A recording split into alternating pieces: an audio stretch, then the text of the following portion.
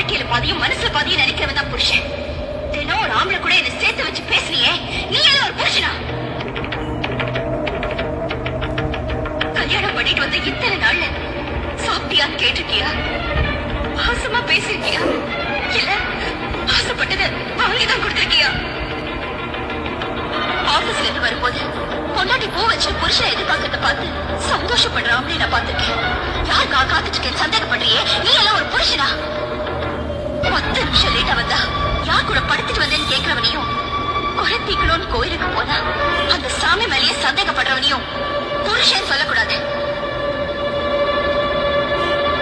என்ன பொறுத்த வரைக்கும் நீ ஆம்பளையே இல்ல.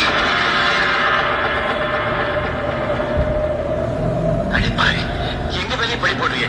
பெத்த பொண்ணு மாதிரி பாத்துக்கிட்டோமே. அதனாலதான் இவன் மேல ஆசிட் ஊத்த வரும்போது பாத்துட்டு இருந்தீங்களா? முதலிரவு அன்னைக்கு நான் கண்ணியா இல்லையா அசிங்கமா பேசுனீங்களே, உங்களுக்கு ஒரு பொண்ணு இருந்தா அப்படிதான் பேசுவீங்களா? இல்ல உங்க பொண்டாட்டிய பத்தி அப்படிதான் பேசுவீங்களா?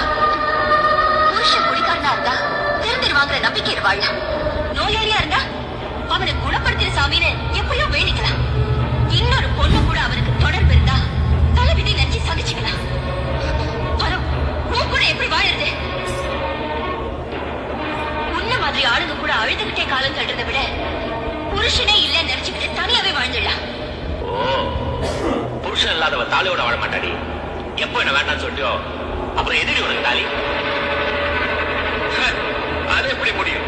அதை இந்த ஊரு ஏத்துக்காது.